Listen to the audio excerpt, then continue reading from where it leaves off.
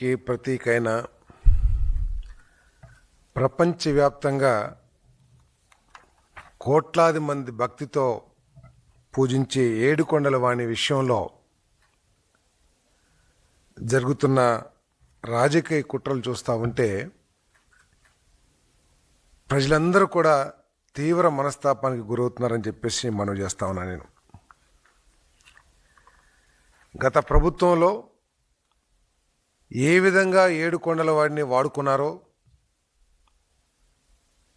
తిరుపతి దేవస్థానాన్ని దోయటానికి ఏ విధంగా ప్రయత్నాలు జరిగినాయో, దోచుకున్న వారికి ఏ విధంగా ఆనాటి ప్రభుత్వం అండగా ఉందో ఆలోచిస్తే ఇంత నీచంగా ఏ ప్రభుత్వం అయినా పనిచేస్తుందా అని చెప్పేసి బాధ కలుగుతుందని చెప్పేసి మనం చేస్తాను. మనందరం కూడా కోట్లాది మంది, ప్రపంచవ్యాప్తంగా ఉన్న కోట్లాది మంది భక్తులు తమ కష్టాలు తీరుతాయని, తమకు ఆశీర్వాదం, స్వామి ఆశీర్వాదం కావాలని వచ్చి కోట్లాది రూపాయలు కానుకలు సమర్పిస్తున్న విషయం మనందరికీ తెలిసిందే. అవన్నీ కూడా హిందూ మత ధర్మ వ్యాప్తికి, పేదలకి మేలు చేసే కార్యక్రమాలకి వాడతారని చెప్పేసి కూడా మనందరికీ తెలిసిన విషయమే. కానీ పరకామణిలో 100 కోట్ల రూపాయలు, అది ఫారిన్ కరెన్సీ, ఒక వ్యక్తి దోచేశాడనే వార్తే చాలా ఆశ్చర్యకరంగా, బాధాకరంగా ఉందని చెప్పేసి మనం చేస్తాను. దొంగతనం 29/4/2023 రాత్రి 11 గంటలకి ఆనాటి విజిలెన్స్ అధికారి సతీష్ కుమార్ పోలీస్ స్టేషన్లో క్రైమ్ నెంబర్ 19/2023 సెక్షన్స్ 379, 381 ఐపీసీ కింద కేసు నమోదు చేశారు. అంత పెద్ద కేసు. తిరుపతిలో దొంగతనం చేశారనే మాటే ప్రజలకి డైజెస్ట్ కాదు. అటు 100 కోట్లు తినేసిన కేసుని ఒక విజిలెన్స్ అధికారి పోలీస్ కేసు రిజిస్టర్ చేస్తే దాన్ని ఏ విధంగా ఆనాటి ప్రభుత్వం హ్యాండిల్ చేసిందో, ఏ విధంగా ఆ కేసుని మరి చర్యలు తీసుకుందో ఆలోచన చేస్తే నిజంగా అసలు ప్రభుత్వం, ప్రజల చేత ఎన్నుకోబడ్డ ప్రభుత్వం చేసే పనా, లేకపోతే దోపిడీ కుట్రలు చేసే, ముఠా చేసే పని అనేది ఆశ్చర్యం కలుగుతుందని చెప్పేసి నేను మనవి చేస్తాను. నేను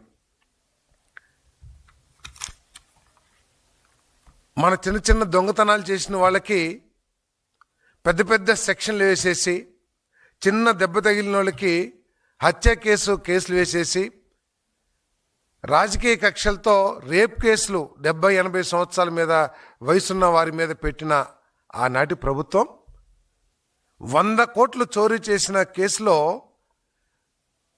అప్రోప్రియేట్ సెక్షన్, తగు సెక్షన్ కూడా చెప్పలేదంటే, లేకపోతే దాని కింద కేసు నమోదు చేయాలంటే ఏమనుకోవాలో కూడా ఒకసారి ఆలోచించాలని చెప్పేసి నేను మనవి చేస్తాను. ఒక చిన్న కేసు జరిగితే, ఒక చిన్న దొంగతనం జరిగితే అతని చొక్కా కాలర్ పట్టుకుని తీసుకొచ్చి పోలీస్ స్టేషన్లో వేసి కుమ్మేసి ఆ నష్టపోయిన వాళ్ళకి ఆ నష్టాన్ని తీర్చే కార్యక్రమం పోలీస్ డిపార్ట్మెంట్ చేస్తుంది. 100 కోట్లు దొంగతనం చేసిన ముద్దాయిని కేవలం 41A నోటీస్ ఇచ్చేసి స్టేషన్లో కనీసం ఒక 10 రోజులు కూడా ఎంక్వైరీ కోసం రమ్మనుకోకుండా చక్కగా పోలీస్ స్టేషన్కి దొరగారిని తీసుకొచ్చి కేవలం ఏదో విచారణ పేరుతో అన్ని మర్యాదలు చేసి పంపించారంటే అసలు నిజంగా ఏమి ఆలోచించాలో కూడా అర్థం కావట్లేదని చెప్పేసి నేను మనవి చేస్తాను. మనం చూసాం చాలా కేసుల్లో police department charge sheet file చేయకోకుండా ఎన్ని ఇబ్బందులకు గురి చేస్తారో మనందరికీ తెలిసిందే. ఛార్జ్ షీట్ ఫైల్ చేస్తానికి ఎంత ఆలస్యం అవుతుందో కూడా మనందరికీ తెలిసిందే. చాలా కేసుల్లో 5-6 నెలలైనా, ఆఖరికి భార్యాభర్తల తగాదా కేసులో కూడా ఛార్జ్షీట్ దాఖలు చేస్తానికి అనేక మాసాలు తీసుకుంటుంది పోలీస్ డిపార్ట్మెంట్. కానీ 100 కోట్లు ఫారిన్ కరెన్సీ. దీంట్లో ఫారిన్ కరెన్సీ రూల్స్ ఉంటాయి, లేకపోతే అనేక దోపిడీ, అనేక రకాల యాంగిల్స్లో ఎంక్వైరీ చేయకోకుండా అసలు దీనికి మూలాలు ఎక్కడున్నాయి, దీని వెనకే ఎవరున్నారు, ఎవరి సహకారంతో, ఎవరి ఆసరాతో, ఎవరి బలంతో ఇంత దారుణానికి ఆ రవికుమార్ అనే వ్యక్తి ఒడిగట్టాడనేది ఎంక్వైరీ చేయకోకుండా ఒక నెలలోనే, అంటే 29/4/2023న కేసు ఫైల్ చేస్తే 31/5/2023న తిరుపతి 2వ జ్యుడిషియల్ మేజిస్ట్రేట్ కోర్టులో ఛార్జ్షీట్ వేసేశారు. ఒక్కసారి ప్రజలందరూ కూడా ఆలోచించాలి. చాలామంది చాలా రకాలుగా పోలీస్ కేసుల్లో ఇన్వాల్వ్ అయ్యి ఉంటారు. అంటే భార్యాభర్తల కేసో లేకపోతే ఇంటి పక్క వాళ్ళ కేసో. ఛార్జ్ షీట్ ఎంత ఆలస్యం అవుతుందో ఒకసారి ఆలోచిస్తే, నెల రోజుల్లో ఏ విధంగా చేసింది, దీనికి డైరెక్షన్ ఎవరు, ఇవన్నీ కూడా ఆలోచించాల్సిన అవసరం ఉందని చెప్పేసి మనం చేస్తాను. అంతేకాకుండా 31/5/2023 జూన్ 1, 2023న ఫిర్యాది సతీష్ కుమార్ ముద్దాయి రవికుమార్తో కలిసి కోర్టుకు వెళ్ళి ఈ కేసు రాజీ పడుతున్నామని జాయింట్ మెమో ఇచ్చారు. అసలు వీళ్ళు సతీష్ కుమార్ ఎవరు రాజీ పడటానికి? 100 కోట్ల భక్తుల మనోభావాలకు సంబంధించిన కేసు. దీనికి సతీష్ కుమార్ ఎవడు రాజీ పడటానికి? వాడిని సొంత ఆస్తా, లేకపోతే ఇప్పుడు పదే పదే మాట్లాడుతున్న కరుణాకర్ రెడ్డి గారు ఆస్తా ఇది? రాజీ పడి సరి పోనీలే అని చెప్పేసి రాజీ పడటానికి? దీన్ని మనోభావాలకు సంబంధించిన విషయం. భక్తులు ఇచ్చిన కానుకలు అవేదో ఎవరో వైసీపీ నాయకుల ఆస్తులో లేకపోతే సతీష్ కుమార్ ఆస్తిలో కాదు. ఇది వేలాది మంది, కోట్లాది మంది ప్రజలు వేసిన కానుకల్ని దోచేస్తే మీరు రాజీ చేసుకుని దీంట్లో ఏమీ 100 కోట్లు దోపిడీ జరిగిందని చెప్పేసి అందరూ చెప్పుకుంటున్నారు. టీటీడీలో చాలామంది చెప్పుకుంటున్నారు.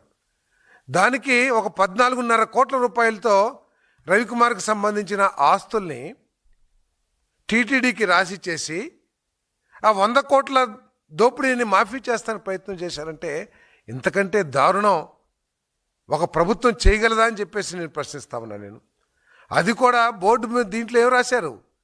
రవికుమార్ గారు టీటీడీకి దానం చేసిన ఆస్తి అని చెప్పి రాశారు. ఏంటి దీని వెనకాలంతా కూడా ఉన్న తతంగం ఏంటో ప్రజలంతా కూడా ఆలోచించాలని చెప్పేసి మనం చేస్తాను. ఇది అసలు ప్రజల చేత, ప్రజల కోసం ఎన్నుకోబడిన ప్రభుత్వం ఇంతకుముందు, లేకపోతే వారి కోసం ప్రజలు ఎన్నుకున్న ప్రభుత్వం? ఒకసారి ఆలోచించాలని చెప్పేసి కూడా నేను ఈ సందర్భంగా నేను తెలియజేస్తా ఉన్నాను. టీటీడీ విజిలెన్స్ రిపోర్ట్లు ఉన్నాయి. ఆ విజిలెన్స్ రిపోర్ట్లు ఏం చెప్తున్నాయంటే, కేవలం ఉన్నత అధికారులు, అది పోలీస్ అధికారులు కానివ్వండి, టీటీడీ అధికారులు కానివ్వండి, లేకపోతే రాష్ట్ర అధికారులు కానివ్వండి, వాళ్ళ ఒత్తిడితో ఈ సతీష్ కుమార్ రాజీ చేసుకున్నాడని చెప్పేసి మరి ఆ రిపోర్ట్స్ కూడా చెప్తున్నాయని చెప్పేసి చెప్తా ఉన్నారు. తప్పకుండా దీని మీద చాలా లోతుగా ఎంక్వైరీ చేయాల్సిందే. ఇదేదో 100 కోట్ల రూపాయల దోపిడీగా చూడుకోకుండా 100 కోట్ల మంది భక్తుల మనోభావాలకు సంబంధించిన కేసుగా దీన్ని ఎంక్వైరీ చేయాల్సిన అవసరం ఉంది. ఎవరు దీని వెనకాల ఉన్నా సరే వారిని బయటికి తీసుకొచ్చి ప్రజల ముందు దోషులుగా నిలబెట్టాల్సిన అవసరం ఉందని చెప్పేసి కూడా నేను ఈ సందర్భంగా తెలియజేస్తాను. మరి ఎవరైతే రాజీ చేసుకున్నాడో, ఎవరైతే కేసు పెట్టారో 100 కోట్ల దోపిడీ జరిగిందనో లేకపోతే ఆ రవికుమార్ మీద, ఆ వ్యక్తి సాక్ష్యం చెప్పటానికి ఎంక్వైరీ చేసే అధికారుల ముందుకు వచ్చి జరిగిన విషయాలన్నింటినీ కూడా చెప్పటానికి వచ్చే క్రమంలో, వస్తున్న ప్రయాణంలో జరిగిన దారుణ ఘటన ఒకసారి ఆలోచించాలని చెప్పేసి మనం చేస్తాను. ఒక పక్క తిరుపతి తిరుమల దేవస్థానం టీటీడీని భ్రష్టు పట్టిస్తే గత ప్రభుత్వం, ఈరోజు మళ్ళీ ఏదైతే వాళ్ళ మోడస్ ఆపరేండి ఉందో, ఏ విధంగా అయితే వివేకానంద రెడ్డి గారు చనిపోయిన తర్వాత అది గుండుపోటు అని ప్రచారం చేశారో, అదే విధానాన్ని, అదే విధమైన ప్రచారాన్ని మళ్ళీ సతీష్ కుమార్ గారి దాంట్లో చేస్తున్నట్లు ప్రజలందరూ కూడా భావిస్తున్నారని చెప్పేసి, అది వాస్తవం కూడా అని చెప్పేసి మనం చేస్తాను. వారి కుటుంబ సభ్యులు కూడా హత్య కాబడ్డాడు మా సోదరుడు అని చెప్పేసి ఆయన సొంత సోదరుడు స్టేట్మెంట్ ఇస్తాడు. కానీ వైసీపీ వాళ్ళకి మాత్రం పోలీస్ డిపార్ట్మెంట్ కంటే కూడా ముందే వీళ్ళకి తెలిసిపోతుంది ఆత్మహత్య అని చెప్పేసి. అంటే ఆయనతో పాటు మీ మనుషుల్ని ఎవరన్నా ప్రయాణం చేసేటట్లు మీరు ఏమన్నా ఏర్పాటు చేశారా? లేకపోతే ఆ ఘటనా స్థలాన్ని మీరు ఏమన్నా వెళ్ళి పరిశీలించి ఆ పరిశీలన ఆధారంగా మీరేమన్నా ఆత్మహత్య అనే నిర్ణయానికి మీరు వచ్చారా? అసలు సతీష్ కుమార్ గారి హత్య కానీ ఆ మరణానికి వైసీపీ నాయకులకి సంబంధం ఏమిటి? మీరు ఎందుకు అంత ఉత్సాహాన్ని చూపించి ప్రజల దృష్టిని మరల్చడానికి ప్రయత్నం చేస్తున్నారో ఈరోజు స్పష్టంగా తెలియజేయాలని చెప్పేసి నేను ప్రశ్నిస్తా నేను. సతీష్ కుమార్ గారు మరణించారు. అది ఏ విధంగా మరణించారు, అది ఆత్మహత్య హత్య అని చెప్పేసి నిర్ధారించాల్సింది అక్కడ పరిస్థితుల ఆధారంగా, ఎవిడెన్స్ ఆధారంగా పోలీస్ డిపార్ట్మెంట్ కన్ఫర్మ్ చేయాలి. అంతేగాని పోలీస్ డిపార్ట్మెంట్ కంటే ముందు అసలు ఆయన కుటుంబ సభ్యులకి సమాచారం అందకముందే మరి భూమన కరుణాకర్ రెడ్డి గారు అది ఆత్మహత్య అని చెప్పేసి ప్రకటిస్తున్నారంటే అసలు ఏమిటి? భూమన కరుణాకర్ రెడ్డి గారికి సతీష్ కుమార్ గారి మరణానికి ఎందుకు అంత ఉత్సాహం చూపించాల్సిన అవసరం వస్తుంది? మీరేమన్నా ఆయనతో పాటు కొంతమంది వ్యక్తుల్ని ప్రయాణం చేసే ఏర్పాటు చేశారా? లేకపోతే ఆయన మరణించినప్పుడు ఆయన పక్కన మీ మనుషులు ఎవరైనా ఉన్నారా? దీన్ని స్పష్టం చేయాల్సిన అవసరం ఉంది. ఇది చాలా దారుణం అని చెప్పేసి మనం చేస్తాను.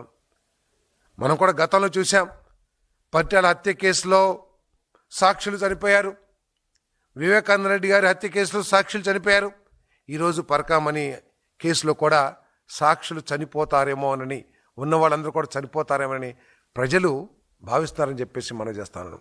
ఇది చాలా దారుణం. సిబిఐ మాట్లాడితే వారు వివేకానంద రెడ్డి గారి హత్య మీద ముందు సిబిఐ కోరి వారి ప్రభుత్వం వచ్చిన తర్వాత సిబిఐని అక్కర్లేదని చెప్పేసి లెటర్ ఇచ్చిన ఆనాటి వైఎస్ఆర్సీపీ నాయకులు ఈరోజు సిబిఐతో ఎంక్వైరీ చేయించమంటారు. ఏంటి మీకు సిబిఐ అంటే ఏంటి? ఇక్కడ పోలీస్ డిపార్ట్మెంట్తో చేయించకూడదు, వాస్తవాలు బయటకు వస్తాయనా?